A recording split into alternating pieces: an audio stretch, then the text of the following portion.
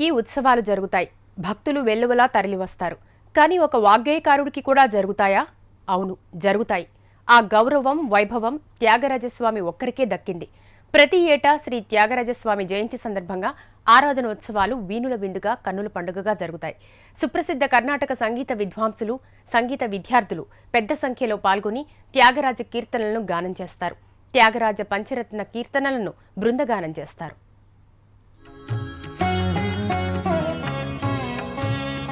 కర్ణాటక సంగీత ప్రపంచంలో త్రిమూర్తులలో అగ్రస్థానం త్యాగరాజస్వామిది.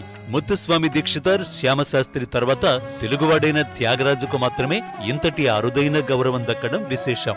సంగీత జ్ఞానము భక్తి వినా సన్మార్గము గలదే మనసా అని మానవాళికి బోధించిన త్యాగరాజు తమిళనాడులోని తంజావూరు జిల్లా తిరువారూరులో 1767 మే 4న జన్మించారు. అసలు పేరు కాకర్ల త్యాగబ్రహ్మమైన భక్తులు, సంగీతాభిమానులు త్యాగరాజుగా, త్యాగయ్యగా పిలుచుకుంటారు.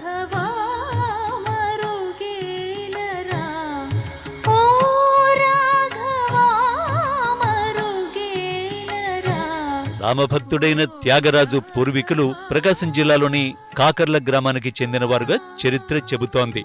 బాల్యంలో శొంఠి వెంకటరమణయ్య వద్ద సరిగమలు నేర్చుకున్న త్యాగరాజు అనతి కాలంలోనే వాగ్గేయకారుడిగా ఎదిగారు.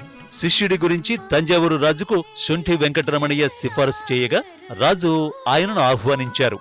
సభకు విచ్చేసిన త్యాగయ్యకు రాజు విలువైన కానుకలను సమర్పించి ఆస్థాన పదవిని అలంకరించమని కోరారు. అయితే నిధి చాలా సుఖమా, రాముని సన్నిధి సుఖమా అంటూ కోరి వచ్చిన సంపదను తృణప్రాయంగా తిరస్కరించి రాముని సన్నిధినే పెన్నిధిగా ఎన్నుకున్న భాగవతోత్తముడు త్యాగయ్య.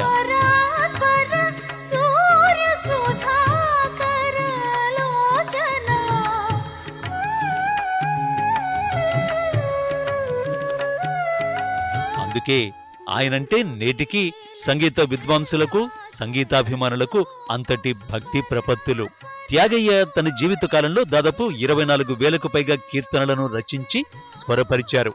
ప్రస్తుతం 700 కీర్తనలు మాత్రమే అందుబాటులో ఉన్నాయి. చరమకాలంలో సన్యాసం స్వీకరించిన త్యాగయ్య తన శేష జీవితాన్ని తిరువయ్యూరులో గడిపారు. ఇక్కడే ఓ చిన్న ఇంటిలో ఉంటూ పలు అపురూప కీర్తనలను రచించి స్వరబద్ధం చేశారు. ఇక్కడే 1847 జనవరి 6న సమాధి చెందడంతో నాటి నుంచి ఇది కర్ణాటక సంగీతకారులందరికీ పుణ్యస్థలిగా మారింది. 1847లో పుష్య బహుళ పంచమి నాడు త్యాగరాజస్వామికి తిరువాయూరులోని కావేరీ నది ఒడ్డున అంత్యక్రియలు జరిగాయి. సంవత్సరం తర్వాత ఆయన శిష్యులు వచ్చి ఆయనకు నివాళిగా ఆరాధనోత్సవాలు ప్రారంభించారు.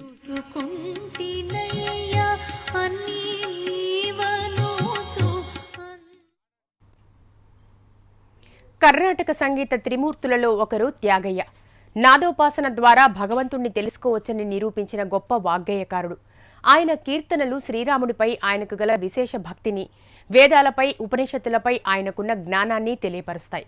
ఉపనయనం తరువాత తండ్రి గారి బోధలు, 18వ ఏట రామకృష్ణానంద పరబ్రహ్మం ఉపదేశం చేసిన రామషడాక్షరి మంత్ర ప్రభావం, తల్లి అలవర్చిన భక్తి సంగీతాలు బాల్యంలోనే బీజాంకురాలై త్యాగరాజస్వామిలో మూర్తిభవించాయి.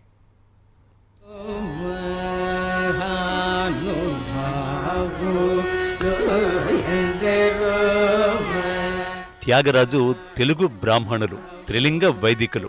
ఈయన పూర్వీకులు చిన్నతనంలోనే తమిళ దేశానికి వలస వెళ్లారు. తండ్రి రామబ్రహ్మం తంజావూరు ప్రభువు శరభోజీ దగ్గర పనిచేసేవాడు.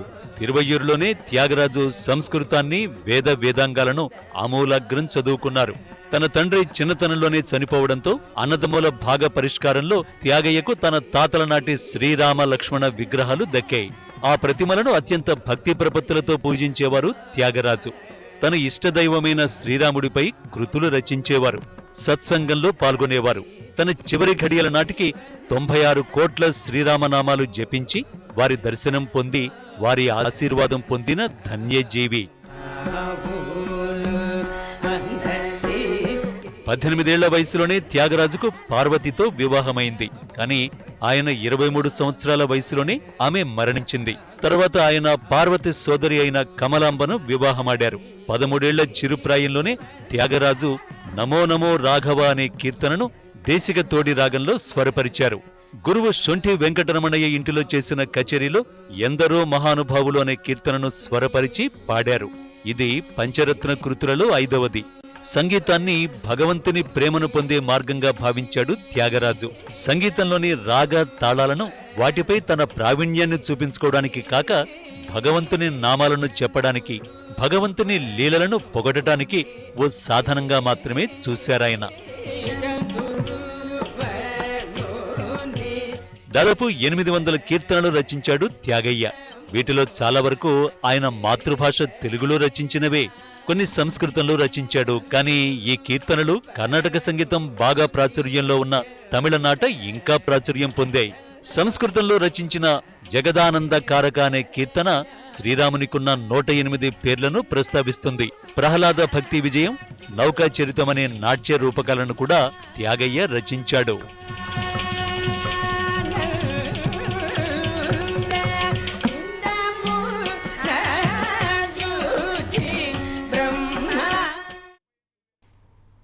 శ్రీరాముడి దర్శనంతో త్యాగయ్య జన్మ చరితార్థమైంది. దేవముని అయిన నారదుడే స్వయంగా ఇతడికి సంగీతంలోని రహస్యాలను చెప్పాడట. కావేరీ నదిలోకి విసిరేసిన రామయ్య విగ్రహాలు తనకు కావాలంటూ త్యాగయ్య ఆలపించిన పాటలకు వైకుంఠం నుంచి నారాయణుడే రాముడి రూపంలో వచ్చాడని ప్రతీతి.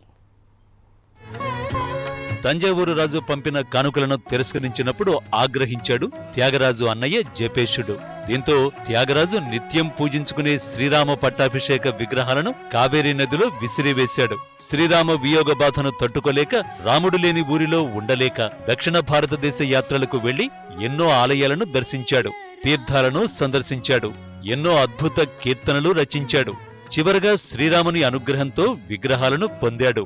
వైకుంఠ ఏకాదశి నాడు త్యాగరాజు శ్రీరామ సన్నిధిని చేరుకున్నాడు.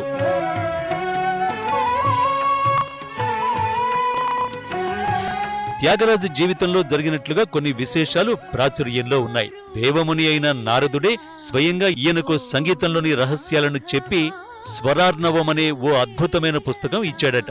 అప్పుడు త్యాగరాజు చెప్పిన కృతిగా పంచరత్న కృతులలో 3వ దాన్ని రచించాడట. శంకరాభరణ రాగంలోని స్వరరాగ సుధారసం అనే కృతిలో ఈ గ్రంథాన్ని గురించి త్యాగయ్య చెప్పారు.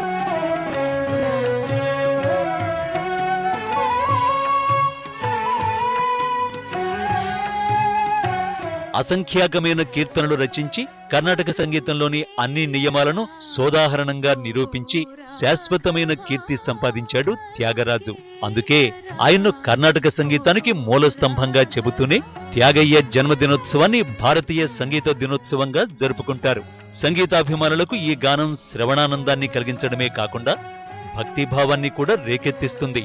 త్యాగరాజస్వామి కీర్తనలలో ఘనరాగ పంచరత్న కీర్తనలు ముఖ్యమైనవి. రామభక్తామృతాన్ని సేవించి కర్ణాటక సంగీత సంప్రదాయంలో అనేక కృతులను మధుర కీర్తనలుగా మలచి సంగీత సాహిత్య రసజ్ఞుల హృదయాల్లో చిరంజీవిగా నిలిచారు. త్యాగరాజ ఆరాధనోత్సవాల్లో విశేషంగా పంచరత్న కీర్తనలు ఆలపించడం సంప్రదాయం.